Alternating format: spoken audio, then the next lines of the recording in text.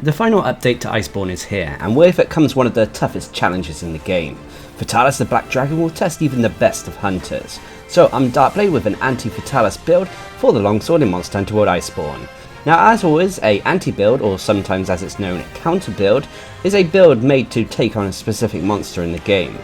And whilst in all honesty Fatalis can be taken on with any weapon and gear set, the builds featured in this series are aimed to make the hunt more manageable. When it comes to the longsword, it's actually quite an effective weapon to use against the monster, having no real downsides. This is as long as you can master the longsword's various counter moves. If so, you can sacrifice defensive skills in favour of offensive ones to potentially get the hunt done more quickly. Just remember, as always, as you're using a melee weapon, to go for the head whenever the opportunity presents itself. So anyway, for the Anti-Fatalis longsword build, you'll need the Frostfang Helm Beta, the Brachydium Mel Beta, Escadora Arms Beta, the Brachydium Fowls Beta, and the Escadora Sheaves Beta. I'm also using a Wormsbane Charm 5, and for my weapon I'm using the Dark Claw Demise. This has a health regen augmentation and an elemental up augmentation. As for the specialist tools, as always I've gone for the Temporal and Rocksteady Mantles for defensive purposes. When it comes to the jewels, you've got a fair few to play around with. So first of all, I've gone for a Dragon Jewel to max out the dragon attack of this build. I've then gone for critical jewels for the crit boost skill, Tenderizer jewels for the weakness exploit skill, protection jewels for divine blessing, challenger jewels for agitator, attack jewels for the attack boost skill, destroy jewels for part breaker, vitality jewels for the health boost skill, a shaver jewel for the clutch claw boost skill, and a defense jewel for the defense boost skill. As for the jewels and the mantles, as always I've gone for heavy artillery jewels for the heavy artillery skill. So if you've done what I've done here, you'll have a build with 150 health, 100 stamina, which will be 200 health and 150 stamina when you're on a hunt and taking all your relevant consumables. You'll have a raw attack of 1013 with a massive chunk of purple sharpness. You'll have 15% base affinity, which can be 85 when you're taking into account weakness exploit and the agitator buffs being in effect. You have a dragon rating of 980 with low Elder Seal, and when it comes to your defense, you have a strong defense of 1120. That isn't weak against any element. In fact, it's actually quite strong against all of them, especially the fire element. Now, when it comes to the skills, you've got a few of them here. First of all is Agitator at level 7. Agitator is a skill, a buff in fact, that kicks in whenever a monster becomes enraged. When this happens, you'll gain increased raw attack as well as increased affinity. In Monster Hunter World Iceborne, Agitator is a very useful skill as you can kind of control when a monster becomes enraged thanks to the whole flint shot mechanic. Next up you have Dragon Attack at level 6. This will increase the dragon rating and damage of this build.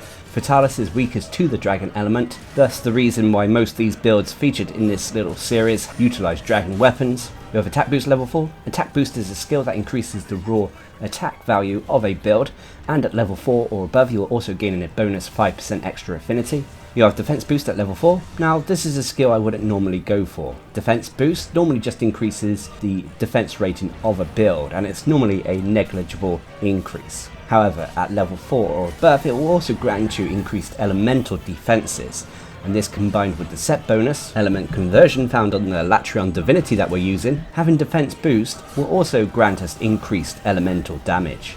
Hence the reason why we've gone for it in this build. Anyway, you have health boost at level 3. Health boost is a skill that increases our maximum health to that potential 200. You have crit boost level 3. Crit boost is a skill that increases our damage whenever we crit a monster. However, it will only increase the raw attack value portion of an attack when we crit a monster, not the elemental portion. You have Weakness Exploit at level 3, a decent skill that increases our affinity whenever we're attacking monster weak points. And should these weak points be tenderized through clutch claw attacks first, this increase to our affinity is even greater. Weakness Exploit at level 3 can potentially provide us up to 50% bonus affinity. You have Part Breaker level 3, a useful skill especially when it comes to the Fatalis hunt. Part Breaker makes it easier to break monster body parts.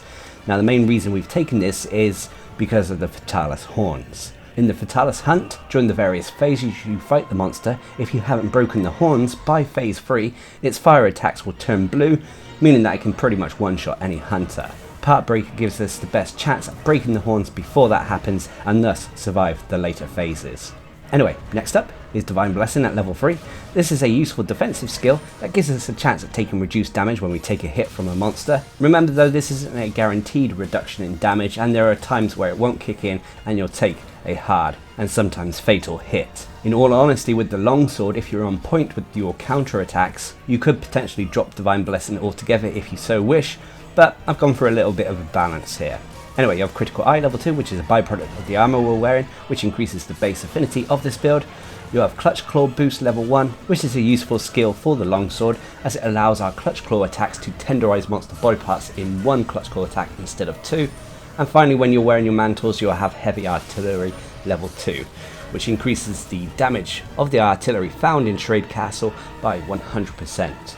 So whenever you're using cannons, ballista, whatever, always make sure you have a mantle ready before firing them. Now when it comes to the set bonuses, you'll have quite a few of them. First of all, you have the Brachydios Will, Agitator's Secret, allowing us to get the Agitator's skill from level 5 to a maximum of level 7.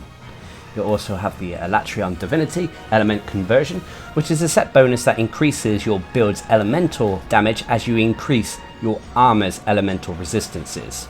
And then finally you have the Frostfang's Absolute Art, Punish and Draw. This set bonus adds stun effect to your draw attacks, as well as slightly increasing your attack power. When it says increases your attack power, it grants you bonus true raw attack. Now whilst the stun effect is kind of lost on Fatalis as it cannot be stunned, the increased raw attack is useful for the longsword, especially as Punish and Draw is in effect from when you perform special sheave attacks. So there we have it, that is the build I recommend for the longsword to take on Fatalis. Like I said, there is room for changes here and there. You could drop Divine Protection if you wanted to for something more offensive, especially if you are a master of the longsword and can perform counters quite successfully. Or alternatively, if you're not that comfortable when it comes to countering with the longsword, you can maybe drop some offensive skills in favour of defensive ones like Evade Window and such. The choice is up to you. Regardless though, every build in Monster Hunter World Iceborne has pros and cons. When it comes to this build, one of its biggest pros is its damage output, both in terms of raw attack and elemental attack. The two combined give it quite a decent DPS output, allowing you to take on Fatalis easily within the time limit. On top of that, this build has quite a few quality of life skills, including Health Boost, Part Breaker, Divine Blessing, and Clutch Claw Boost, making the hunt feel a little bit more easier than it is. And the final pro is that, in all honesty, this build doesn't really have any weaknesses, so to speak. It's a decent all-round build. But with that being said, there are a few nitpicky cons that I can add to this list. The first con is there is no evade skills in this build.